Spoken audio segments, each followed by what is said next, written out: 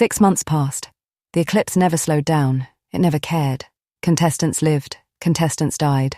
Sponsors paid fortunes for entertainment. The crowd demanded blood, and somehow Sparkle Doom kept surviving. The scoreboard dropped steadily. 125 contestants became 109, then 93, then 87. The games marched forward. Aurora completed 3 sponsor challenges. Ellie completed 2. Plum completed 4. Even Mira eventually completed her first solo challenge. That one became surprisingly popular. The challenge itself had been simple. A navigation puzzle through an abandoned underground transit system while carrying a fragile energy core. No combat, no killing, no glory, just pressure. The sort of challenge designed to break nervous people. Instead, Mira won. The footage showed her emerging from the final checkpoint wearing house-reach colors, exhausted, sweating, smiling.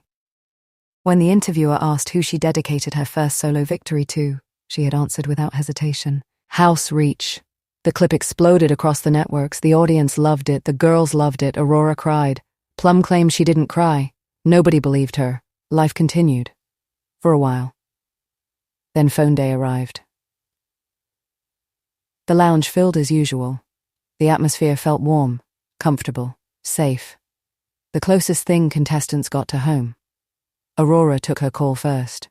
Kenny and Celine appeared. The usual teasing followed, the usual advice followed, the usual pride followed, nothing unusual, which made it precious.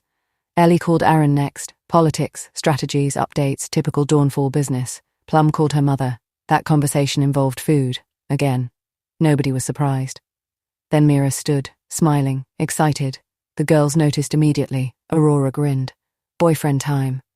Mira blushed. Plum made kissing noises. Mira threatened violence. Everybody laughed. Then she activated the communicator. The screen flickered, connected. Mira smiled, then froze. The room fell silent. Because it wasn't a live call. It was a recording, a pre-recorded message like Lyra's. The smile vanished from Mira's face. The screen sharpened. Her boyfriend sat tied to a chair, blood covered his face. One eye swollen shut, lips split, nose broken, his mouth gagged. He looked directly into the camera, terrified. Mira stopped breathing. No. The room instantly went still. Aurora stood before anyone else moved. The screen changed. A man stepped into frame. Mira's father. The room instantly understood. The man's expression remained calm. Far too calm. To our daughter. Nobody spoke. Nobody moved. Your recent behavior has embarrassed this family. Mira's hands trembled. No, the man continued. You have abandoned your house. You have abandoned your responsibilities. You have chosen strangers. The boyfriend struggled against the chair. The father ignored him. Unfortunately. We have also discovered this young man was assisting your betrayal. Mira covered her mouth. The room seemed to tilt around her. No. A woman entered the frame. Her mother. A pistol rested casually in her hand. Everybody in the lounge watched in horror. Aurora moved instantly. She stepped directly in front of Mira, pulled her against her chest, wrapped both arms around her. Mira never saw the gun raise. Aurora made sure of that. The others didn't move, couldn't move. The father stared into the camera. Stay with Reach. His voice remained cold. There is nothing for you here. The gun fired. The room exploded with sound. Mira screamed. The recording ended. Connection terminated. Silence. Absolute silence. Mira collapsed. The grief hit instantly. Not shock, not denial. Grief. Raw. Violent. Aurora dropped to the floor with her, holding her. Ellie joined immediately. Then Plum, then even Pines. Nobody spoke. What words existed for that?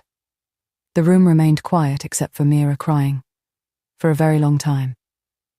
The next morning felt hollow. Nobody mentioned the call. Nobody needed to.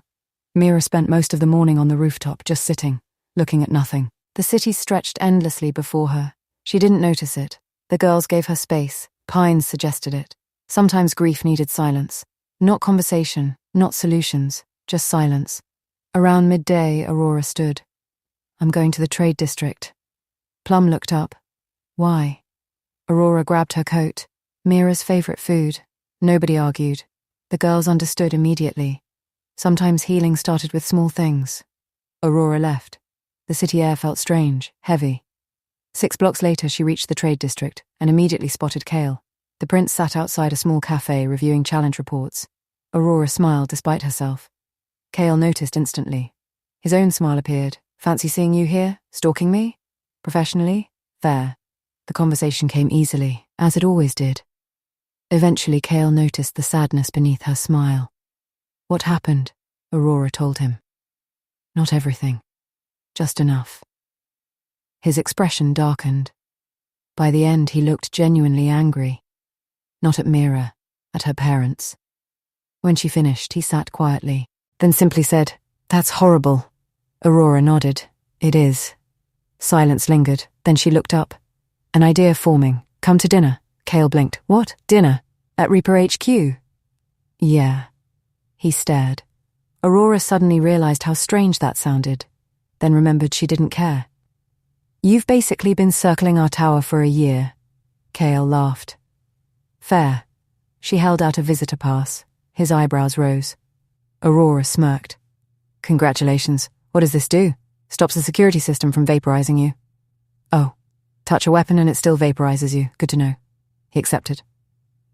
When they arrived at Reaper HQ, the reactions were exactly what Aurora expected. Plum nearly fell off the couch. Ellie wasn't surprised. Mira looked confused. Pines looked amused. Nobody objected. The tower itself was one of the safest locations in the Eclipse, and everyone knew it. Cale settled in awkwardly, which made Aurora enjoy herself immensely. Then something happened. The smell of food drifted upstairs. A few moments later, Mira appeared. Still exhausted, still grieving, still clearly hurting. She followed the smell into the lounge, then stopped. "Cale." The prince smiled politely. "Hi." Mira smiled back. "Hi." Nobody noticed anything strange, except Pines. The old Reaper saw it instantly. A tiny hesitation, a tiny discomfort, a tiny instinct. Then it vanished. The evening continued. Dinner happened, conversation happened, laughter returned. Not fully, but enough. For the first time since the call, Mira smiled, a little. Later, after dinner, after dessert. After Plum spent 20 minutes making Aurora and Cale miserable with questions. Pines found Mira alone on the observation deck. The city glowed below. Neither spoke initially. Then Pines sat beside her. "You all right?" Mira laughed weakly. "No. Good." She blinked. "What?" Pines stared ahead. "If you were all right after that, I'd be worried." Mira looked down. The tears threatened again. "They killed him." Pines nodded. "They did. I loved him." The old Reaper's expression softened. "I know." The silence stretched. Then Pines spoke, quietly. "The pain doesn't leave." Mira looked toward him. The old Reaper stared out at the city. "You just get stronger carrying it." The words hit differently coming from him. Because she knew. Now. What he'd carried. Lyra. 17 years. Every phone day. Every memory. Every morning. Mira wiped her eyes. Eventually she spoke again.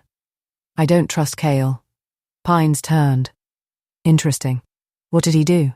"Nothing." The answer surprised even her. She laughed weakly. "That's the problem." Pines remained quiet. "I don't know why." She looked frustrated. "He hasn't done anything wrong. He treats Aurora well. He respects everybody. I know all of that." The old Reaper listened, then. "But..." Mira stared into the city. "Every time he walks into a room..." She swallowed. "I feel like something bad is going to happen." Pines didn't laugh, didn't dismiss it, didn't tell her she was wrong. He simply nodded. Mira looked relieved. "You're not going to tell the others?" "No. Promise. Promise." She smiled slightly. "Thank you, Uncle Pines." Pines smirked, put his hand gently on her head and scoffed. "Honey, it's Uncle Wushi," the first real smile all day. Pines stood, then paused. "Trust your gut." Mira blinked. "What?" The old Reaper shrugged. "You might be wrong, you might be right, but I appreciate someone loving my goddaughter enough to be suspicious." Mira stared, then laughed. Actually laughed. The tension broke, just enough. When they returned downstairs, dessert had become chaos. Plum was interrogating Aurora. Ellie was helping. Cale looked like he regretted every life decision leading to this moment. The room felt alive again. Not healed, but alive. Eventually Cale stood, thanked everyone, said his goodbyes, and left. Aurora watched him go. Mira watched too, quietly, thoughtfully, then looked away. The night ended. The tower settled. And somewhere deep inside Nero Vega, the first tiny crack in a future nobody could yet see had just formed.